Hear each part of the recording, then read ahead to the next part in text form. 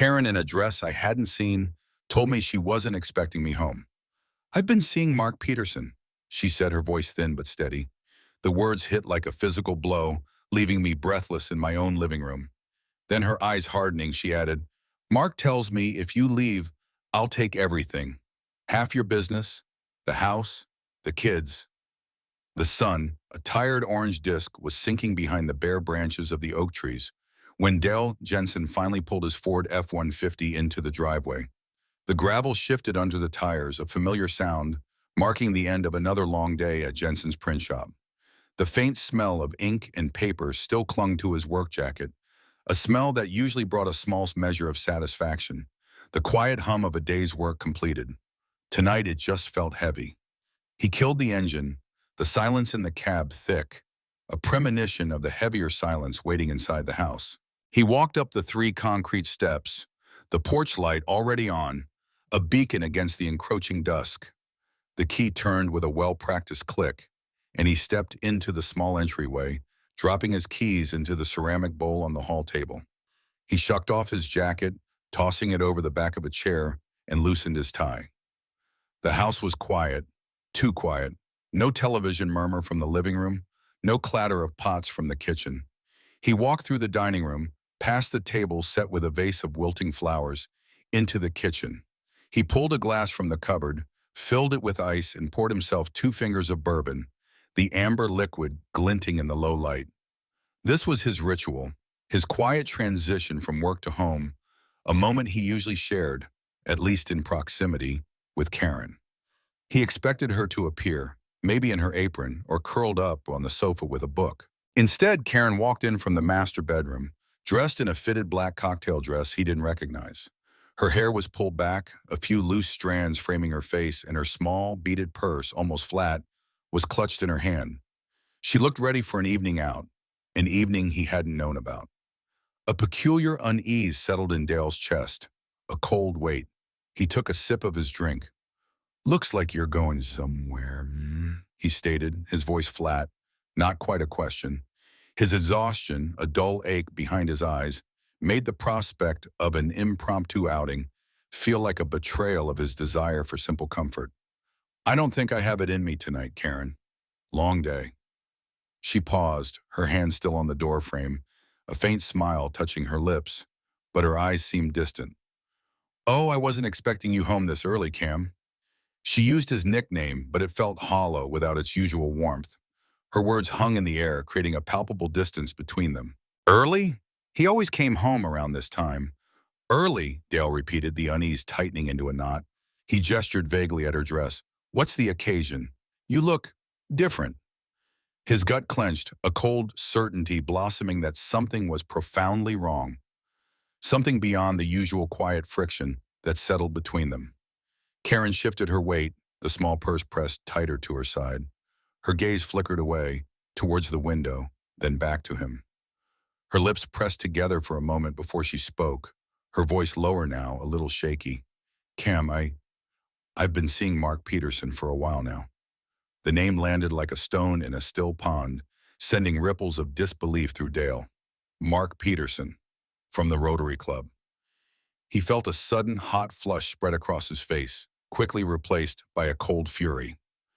"Seeing him?" he growled, the bourbon glass clattering onto the counter. "What the hell does seeing him mean, Karen? Are you trying to justify an affair now?" His voice was louder than he intended, echoing in the quiet kitchen. She flinched, but her chin came up. "It's not like that. You and Beth, that time, you didn't even tell me anything." She brought up an old ghost, a brief, misguided moment from years ago, an attempt to deflect, to equalize. "That's ancient history, Karen, and it's not the same," Dale shot back, his hands clenching into fists.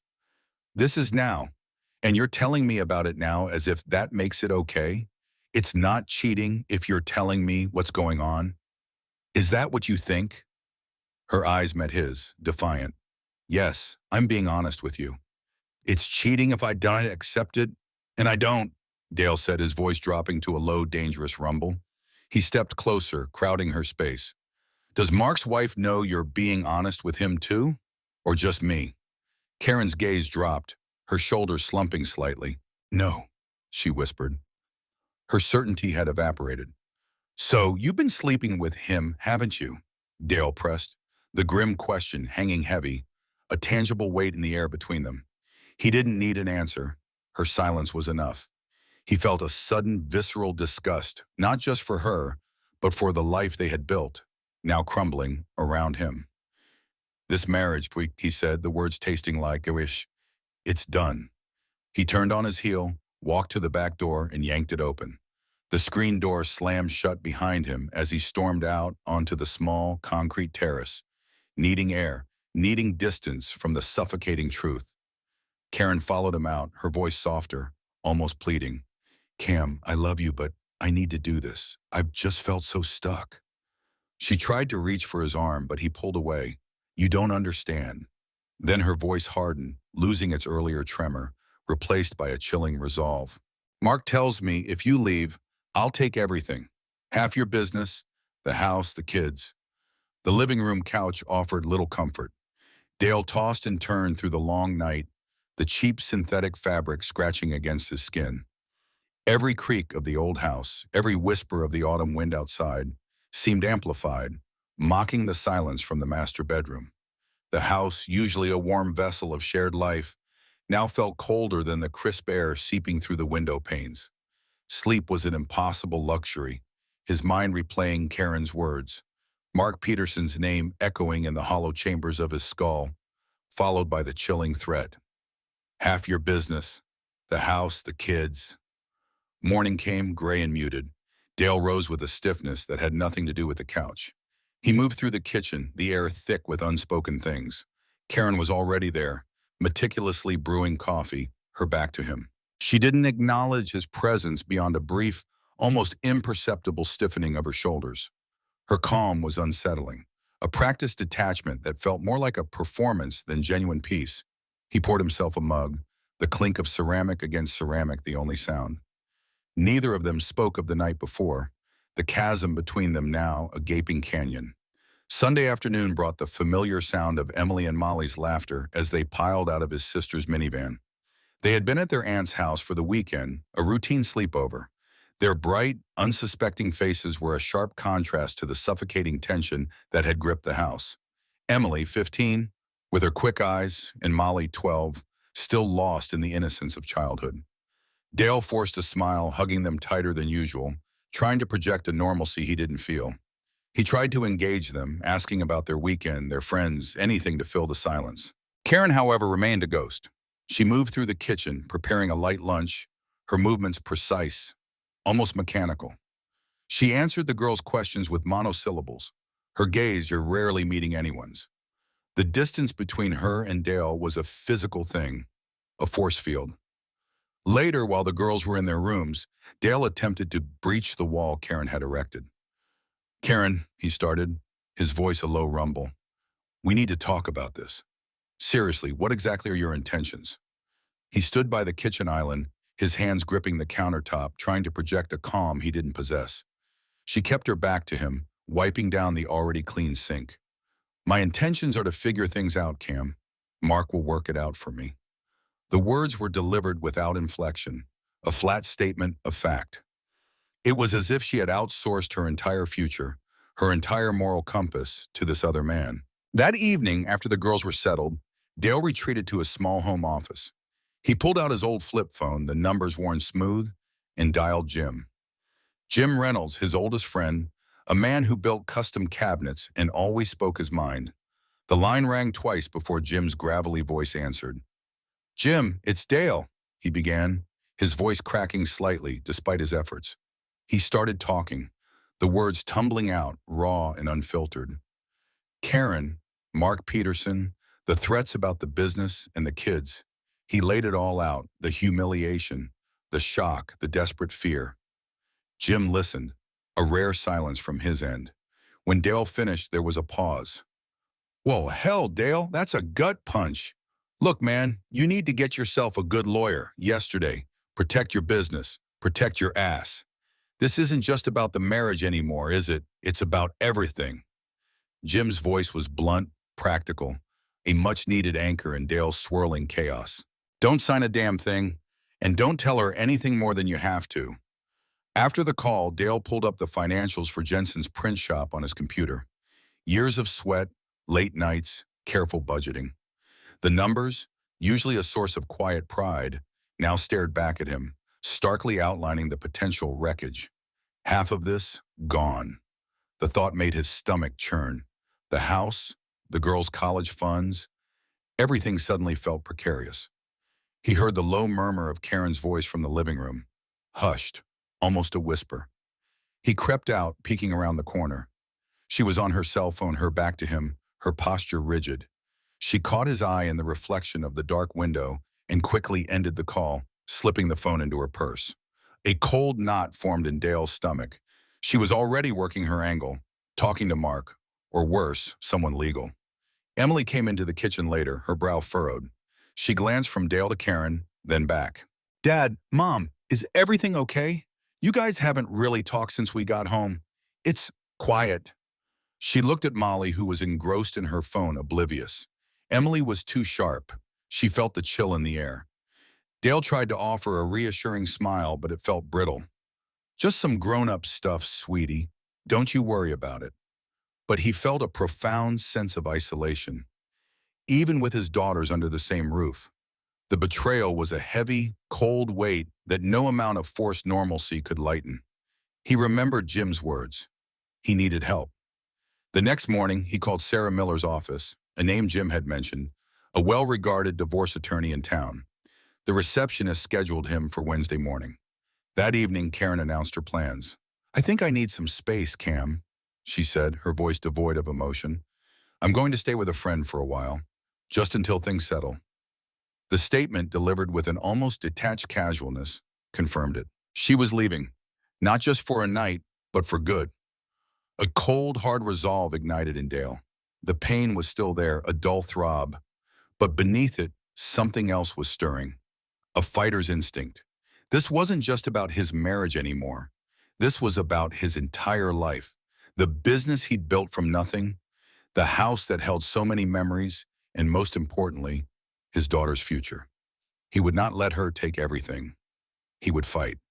Karen left a week later, on a Tuesday morning while the girls were at school. She didn't take much, just a few cardboard boxes filled with clothes and personal effects. No big furniture, no arguments over silverware. Her departure was as quiet as her initial confession had been, leaving behind an unsettling emptiness in the once bustling Jensen home. The house, usually alive with the low hum of daily routines, now felt like an echo chamber, each creak of the floorboards or drip of the faucet amplified in the sudden void. Dale struggled with the hollow routine. He found himself staring at Karen's empty side of the bed, the indent in the pillow gone, the scent of her perfume a faint, almost imagined memory. Mornings were the hardest, the quiet kitchen a stark reminder of her absence. At the print shop, his focus wavered.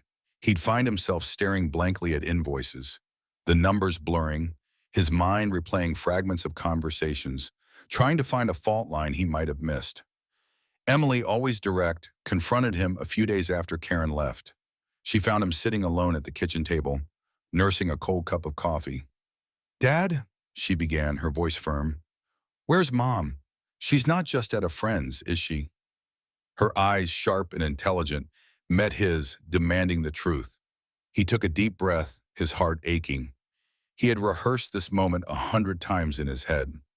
Molly, more sensitive, was still unaware, retreating to her room with her phone, her way of processing unspoken tension. He called Molly out and they sat on the living room couch, the silence heavy. Girls, he started, his voice a little hoarse. Your mom and I are separating. He chose his words carefully, omitting Mark Peterson, the affair, the threats. It was enough for now, more than enough. Molly, true to her nature, retreated further. She spent even more time in her room, the soft glow of her phone screen illuminating her face in the evenings. She avoided eye contact, offered only short answers, a fragile barrier of digital distractions shielding her from the harsh reality. Dale kept his appointment with Sarah Miller, the divorce attorney, that Wednesday. Her office was neat, functional, with stacks of legal tomes lining the walls. Sarah, a woman with kind but firm eyes, listened patiently as Dale recounted the story. She laid out the grim legal realities, the long road ahead. Documentation, Mr. Jensen, she stressed, her voice calm and authoritative. Every expense, every asset, every communication, and absolutely no direct confrontations with Karen. Let me handle that. Any emotional outburst, any misstep can be used against you. Her advice was cold, calculated, a strategic approach to a deeply personal war. The conversation made him realize something else. He asked Sarah about Mark Peterson. Is he married? He queried, a fresh wave of nausea washing over him. Sarah confirmed with a few keystrokes. Mark Peterson was indeed married, with 2 young children. The layers of deceit, the casual destruction of not one but 2 families, compounded his fury. He started seeing Mark's dark blue Ford F-250 around town more often now. At the grocery store parking lot, turning onto Main Street, even once near the girls' school. Each sighting sent a sick, cold feeling through him, a jolt of certainty that Karen wasn't far, that their lives were now intertwined in a grotesque mockery of what he had believed was sacred. His emotions were a roller coaster. Searing anger at Karen's casual betrayal, at Mark Peterson's arrogance, would often give way to profound grief for the life he had built, the future he had envisioned. Then, a desperate longing for the easy companionship, the shared jokes, the quiet intimacy of what was lost would grip him, twisting the knife in his gut. Karen called a few times, her tone formal, almost businesslike. I'd like to arrange some time with the girls this weekend, she'd say, her voice devoid of any warmth. She was maintaining a facade of civility, a careful performance that grated on his nerves. He hated it, the pretense that they were simply co-parenting when their foundation had been blasted apart. One evening, searching for an old tax document, he stumbled upon a box of photographs in the attic. Images of a younger Karen, smiling, her arm linked through his, their wedding day, vacations, the girls as toddlers. Each picture was a fresh wound, twisting the knife in his already wounded heart. The woman in those photos felt like a stranger now, a phantom of a life that was gone. Emily, sensing his growing despair, walked into his office, a worried frown on her face. Dad, she said, her voice soft, you look tired. Are you okay? The print shop. Is everything all right? You've been so distracted. Her concern was genuine, a fragile beacon of love in his darkening world. He looked at his daughter, her innocent concern for him. It was then, seeing his own reflection of worry in her eyes, that he fully comprehended the magnitude of Karen's betrayal. It wasn't just a shattered marriage. It had shattered his identity, his peace of mind, and threatened his very future. His legacy, the stability he'd always prided himself on providing, was now teetering on the edge. He looked back at the old photographs, then at Emily. A cold, hard resolve solidified within him. He wouldn't let Karen and Mark just walk away, not after what they had done, not with his girl's future hanging in the balance. The thick envelope arrived via certified mail, delivered by a grim-faced process server. Dale signed for it, his hand trembling slightly. Inside were the divorce papers from Karen's lawyer, formal and unyielding. The demands were laid out in stark legal prose: a significant portion of Jensen's print shop, substantial alimony, and full control over the house. Reading the document, Dale felt a cold dread settle in his stomach, a visceral punch that left him breathless. Sarah Miller confirmed his fears. These demands are aggressive, Mr. Jensen, she stated, her much steady. She leaned forward across her desk, her gaze piercing. This isn't just about a broken heart. This has the strategic fingerprints of someone with legal or financial acumen. It suggests Mark Peterson's influence isn't merely emotional support. He's clearly advising her on how to dismantle your assets. The words confirmed his suspicion, turning a personal betrayal into a calculated assault. The financial and emotional pressure tightened its grip, a vice squeezing his very breath. Feeling the weight of her lawyer's words, Dale started to dig into Mark Peterson's background. He used the internet, asking around town subtly, piecing together a profile. Mark was a real estate agent, a successful one, known for his sharp business sense. He had a family, a wife named Susan, and 2 kids older than Emily and Molly. The details solidified Mark's image as a cynical operator, a man who saw other people's lives as collateral damage in his own pursuits. One evening, Emily walked into his office, a serious expression on her face. He was hunched over the kitchen table, stacks of invoices and bank statements spread before him. "Dad," she began, her voice quiet but firm, "you look swamped. I could help with the shop's bookkeeping. I'm good with numbers. I took that accounting elective." There was a determined glint in her eye, a mature resolve that both touched and saddened him. He saw a part of himself in her, a stubborn resilience. Molly, however, remained withdrawn. She spoke little, her eyes often red-rimmed. "I just wish things were normal again," she whispered one night, her voice muffled, curled up on the sofa next to him, scrolling through her phone. Like before. Her sadness was a heavy blanket, enveloping them both. He wanted to fix it, to promise her a return to normal, but the words felt hollow. Karen started taking the girls out to dinner once a week. They would come back, their faces usually tight, their conversation guarded. He noticed the subtle shifts in their words, the casual mentions of how Dad always works so late, or Dad was always so busy. Karen was subtly painting him in a negative light, seeking their allegiance, carving a deeper divide within their already fractured family. After one such dinner, Dale overheard Emily in her bedroom, her voice sharp and agitated. She was talking to Molly, though Molly's responses were indistinct. "It's not fair, Molly," Emily said. "Mom makes it sound like Dad chose work over us. But that's not true. He worked for us. She just wants us to be on her side." A flicker of hope ignited in Dale's chest. Emily was seeing through the facade, discerning the manipulation. A few days later, Karen called. Her voice was colder than usual, edged with a self-righteous conviction. "You know, Cam," she said, cutting him off mid-sentence about the girl's schedule, "I deserve this. After everything, I deserve to be happy. And I deserve what's coming to me." Her entitlement grated on him, a chilling echo of Mark's earlier threat. Sarah Miller advised him to consider negotiation, to try and avoid the prolonged agony of a court battle. "But based on her current stance, Mr. Jensen," she cautioned, "be prepared for a full-blown fight." She's dug in. As he meticulously documented finances for Sarah, Dale uncovered discrepancies in Karen's past spending. Small, steady withdrawals over the last year, accounts he hadn't known about, expenses that didn't align with their joint budget. It hinted at a premeditated financial preparation for the split, a cold, calculated plan that had been unfolding beneath his unsuspecting nose. The mounting stress began to take a toll on his work. He missed a critical deadline for a large order, the first time in years. A client called, frustrated, his voice sharp with disappointment. "Dale, what's going on over there? This isn't like you."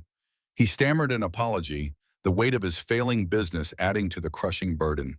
His resentment towards Mark Peterson solidified into a hard, unyielding core. He no longer saw Mark as just a symptom of Karen's infidelity. He viewed him as the architect of his family's destruction, the puppeteer pulling Karen's strings. A dark thought began to take root, anonymously exposing Mark's affair to his wife, Susan. The idea offered a momentary perverse satisfaction, a sense of poetic justice. But then he hesitated. What would be the collateral damage? Susan, their children, all innocent bystanders. He wrestled with it, the moral line blurring in his mind. Sarah's words echoed in his head, pulling him back to the harsh reality of his situation. "Protect the business, Mr. Jensen. It's paramount. It's the lifeline for your future, and more importantly, for your girl's stability." He knew she was right. His revenge, if he sought it, couldn't jeopardize that. Karen's subtle tactics, delivered through carefully chosen words during her scheduled visits with the girls, began to deepen the rift between Emily and Molly. The tension in the house was now palpable, a thick, unspoken layer of discomfort that settled over every shared meal, every quiet evening. Molly, sensitive and yearning for stability, seemed to gravitate towards Karen, absorbing her mother's narrative, finding comfort in her presence, even as it pulled her further from Dale. She'd come back from visits with Karen looking subdued, her eyes holding a distant sadness. Emily, however, remained fiercely independent and perceptive. She saw through Karen's manipulations, the way her mother painted Dale as neglectful or overly focused on work. Emily aligned herself steadfastly with Dale, her loyalty a quiet, unwavering comfort in his tumultuous world. She spent more time with him, observing, listening, processing. One evening during a particularly strained family dinner at the house, a rare gathering with Karen present, the unspoken tension finally snapped. Karen, while discussing school schedules, made a pointed remark about how little time some people have for their children when they're so absorbed in their own ambitions. The barb was clearly aimed at Dale. Emily dropped her fork with a clatter, her eyes blazing. "That's not fair, Mom," she declared, her voice passionate. "Dad worked hard for us. Everything he did was for this family. You just don't want to admit that." Molly flinched, shrinking in her seat, but Emily held her ground.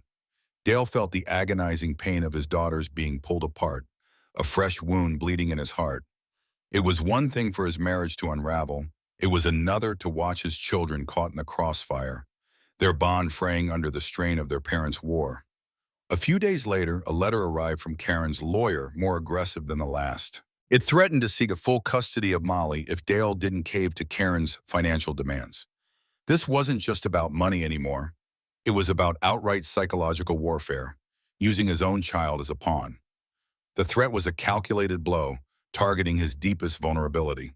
His lawyer, Sarah Miller, advised him to prepare a robust countermotion. "We need to show the court the complete picture, Mr. Jensen," she stated, her voice firm, "and that includes the circumstances of the separation. We have irrefutable evidence of her affair now. It's not about revenge. It's about establishing a pattern of behavior and ensuring a fair settlement." Dale grappled with the morality of using the affair in court. He had always believed in fighting with integrity. But Karen's relentless threats, her willingness to weaponize their own daughter, steeled his resolve. This wasn't a game. It was a fight for his family, his future. He spent hours poring over old phone records, old devices. He found a trove of old texts between Karen and Mark, buried deep in an old tablet he'd almost forgotten about. The messages detailed the intimate progression of their infidelity, the clandestine meetings, the casual betrayals, stretching back further than he'd initially imagined. It was all there, a digital breadcrumb trail of deceit, undeniable proof. In the midst of this chaos, Emily became his silent, efficient partner. She would sit beside him at the kitchen table in the evenings, organizing financial documents, cross-referencing statements, her young mind surprisingly adept at cutting through the clutter. Her unwavering emotional support was a lifeline, a quiet anchor in the storm. Molly, however, continued to distance herself. She saw Dale and Emily as taking sides against her mother, and in her youthful confusion, she chose the comfort of her mother's wounded narrative. Her silence was a constant ache, a visible wound in their family unit. One Saturday, running errands, Dale spotted Mark Peterson with his family at the community fair. Mark was laughing, holding his wife Susan's hand, a picture of domestic bliss, his children trailing behind him, oblivious. A silent, boiling rage churned inside Dale. The hypocrisy, the audacity of the man, living his normal life while Dale's was in ruins. He clenched his fists, considering a public confrontation, a raw, primal scream. But Sarah's advice echoed in his head. Remain composed. He walked away, the anger a hard knot in his stomach. The financial strain of the legal battle and the looming divorce forced Dale to make difficult choices at the print shop.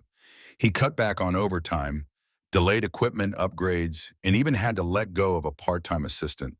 The impact on employee morale was evident. The once lively shop now subdued, the atmosphere heavy with unspoken worry. As the fight intensified, Dale understood that winning wasn't just about the money or even the assets. It was about regaining his dignity, about securing his daughter's respect, and ensuring their future stability. He needed to prove to himself and to them that he was still a man of substance, capable of protecting what was his. Stick around to the end to see how life's costly choices unfold. Fueled by a new, steely purpose, Dale threw himself into Jensen's print shop with a renewed intensity. The business, once a stable enterprise, now represented not just his livelihood, but a tangible symbol of his fight for stability. He spent late nights at the shop, troubleshooting old machines, sketching out new marketing campaigns, and working alongside Emily, whose presence became increasingly invaluable. Their shared struggle over ledgers and inventory solidified a bond that ran deeper than father and daughter, a partnership forged in adversity. He implemented innovative strategies, investing in new digital printing technology that streamlined workflows and opened new revenue streams. Slowly but surely, the business began to pull back from the brink of financial disaster, a testament to his resilience and Emily's quiet diligence. Emily, ever the pragmatist, secured an internship at a rival engineering firm during her summer break. "I need to understand how they run things, Dad," she'd explained, a determined glint in her eye. "Then I can bring back what I learned to your company. We'll make it stronger." Her dedication was a constant source of quiet pride for Dale, a small but significant victory in his otherwise tumultuous life. While outwardly focused on his business and daughters, Dale carefully planned a subtle form of retaliation against Mark Peterson. He painstakingly compiled the evidence of Mark's affair with Karen. The text messages, the timestamps of their clandestine meetings, even a few discreetly taken photographs he'd managed to capture of their cars together. He packaged it all, anonymously, and mailed it to Mark's unsuspecting wife, Eleanor. He felt no triumph, only a grim satisfaction that justice, in its own slow way, was beginning to turn. Meanwhile, Karen, through her increasingly aggressive lawyer, escalated the custody battle. The legal motions painted Dale as an emotionally unstable father, unfit to raise his daughters, citing his long hours at the shop and the perceived lack of emotional availability. It was a vicious, calculated attack on his character. Guided by Sarah, Dale meticulously prepared a counter-argument. They highlighted Karen's abandonment of the family, her protracted affair, and the destructive impact her choices had already inflicted on their children. Sarah advised him to stay calm, to let the facts speak for themselves, to expose the cold, hard truth of Karen's actions. Molly, caught in the middle of this escalating parental conflict, became visibly distressed and confused. Her usually bright eyes were often shadowed, and she would withdraw more frequently, her silence a heavy accusation. Dale knew he had to reach her. One evening, finding her curled up on her bed, scrolling aimlessly on her phone, he sat beside her. "Molly," he began, his voice soft, "I know this is hard. I know you're hurting. Your mom and we're both trying to figure things out. But I want you to know I love you, and nothing, not a single thing, will change that. This isn't your fault, sweetheart." He explained his pain, his position, without slandering her mother directly, careful not to force her into choosing a side. He simply laid out his truth, hoping she would see it. Whispers about the Jensen family's bitter divorce spread like wildfire through their tight-knit Midwestern community. Small towns had a way of dissecting personal tragedy, each murmur adding to the narrative, fueling the gossip mills. Dale felt the stares, the veiled pity, the knowing glances. It was a small price, he told himself, for standing his ground. Then, a surprising turn. A brief, anonymous email landed in his inbox. "I received your information. I need to talk to you. Loan." It was signed Eleanor. A mix of apprehension and grim satisfaction settled over Dale. His plan had worked. He arranged a discreet meeting at a coffee shop on the edge of town, far from prying eyes. When they met, Eleanor Peterson looked tired, her eyes red-rimmed but resolute. Dale, with a quiet solemnity, laid bare the details of Karen and Mark's affair. The texts, the timelines, the carefully compiled evidence. Eleanor listened, her face slowly crumpling, the raw grief evident in her every shuddering breath. Her heartbreak quickly turned to a cold, steely resolve. "He'll pay for this," she whispered, her voice trembling. "I'm going to take my own legal action against Mark. He won't get away with this." Karen, blindsided by Eleanor's discovery, called Dale in a furious rage. Her voice, usually carefully composed, was now shrill with accusation. "You interfering bastard! This is malicious, Dale. You sabotaged everything." Dale listened, a calm settling over him. When she paused for breath, he spoke, his voice steady. "Karen, I'm simply ensuring that everyone involved faces the full, unvarnished consequences of their choices.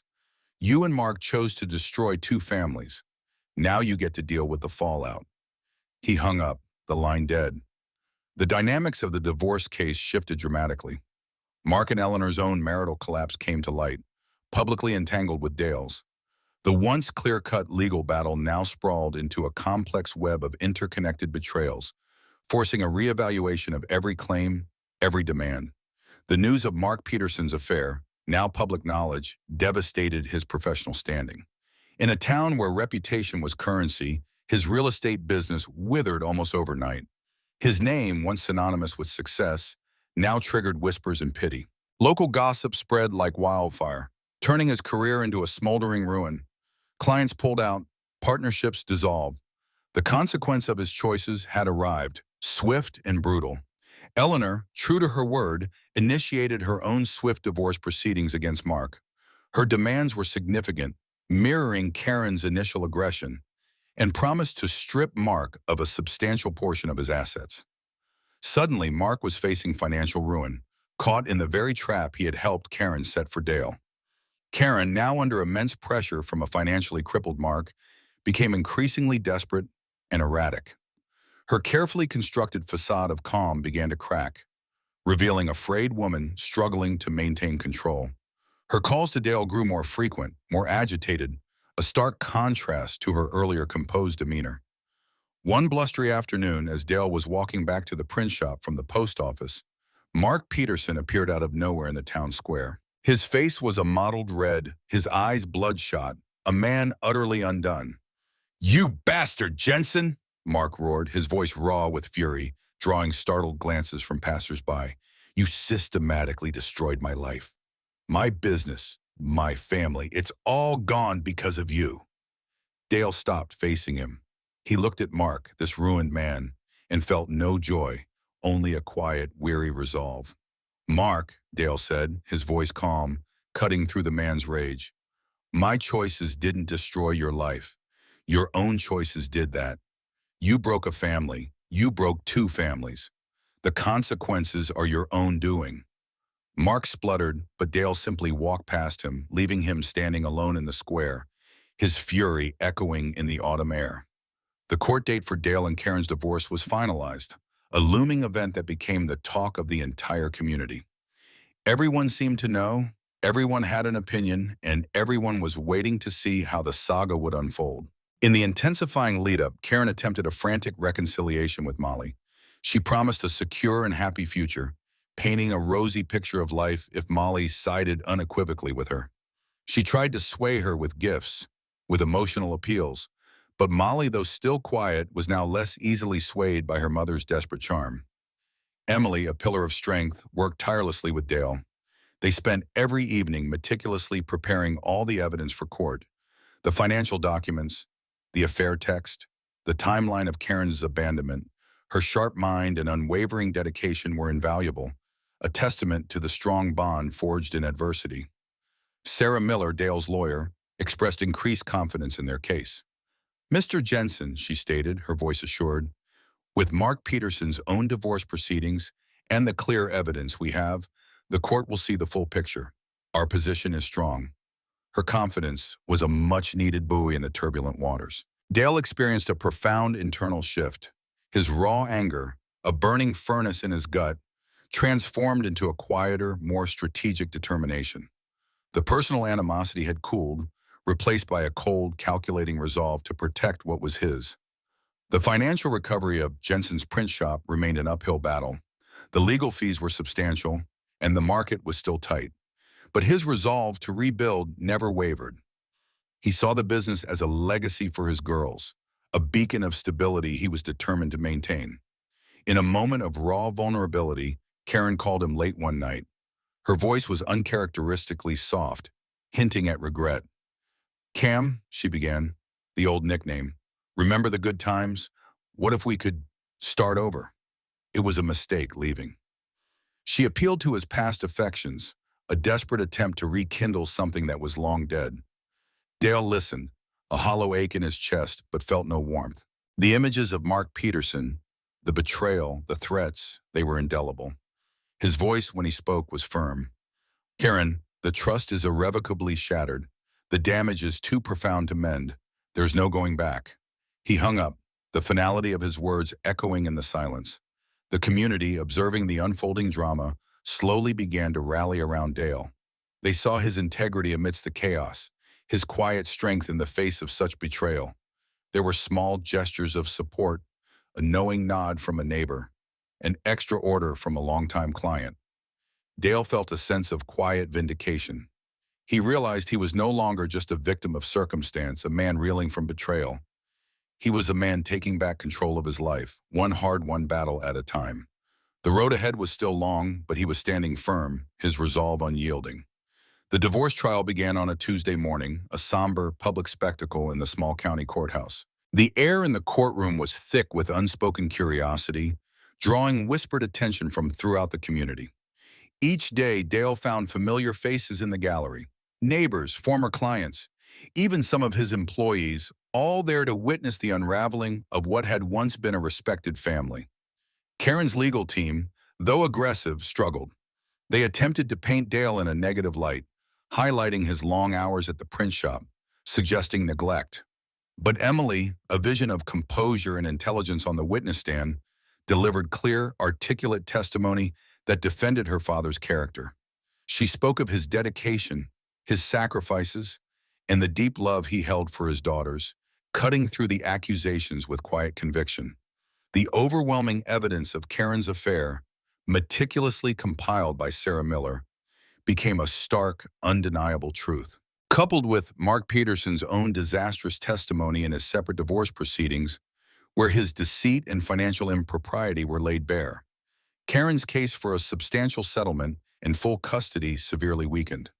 The judge listened, absorbed, the weight of the facts heavy in the quiet courtroom. When it was his turn, Dale delivered a powerful, heartfelt statement to the court. He spoke of the broken trust, the shattered commitment, and the devastating cost of betrayal, not just to him, but to his daughters. His voice, steady and devoid of rancor, conveyed a raw honesty that resonated through the room. He didn't accuse, he simply stated the painful truth of what had happened.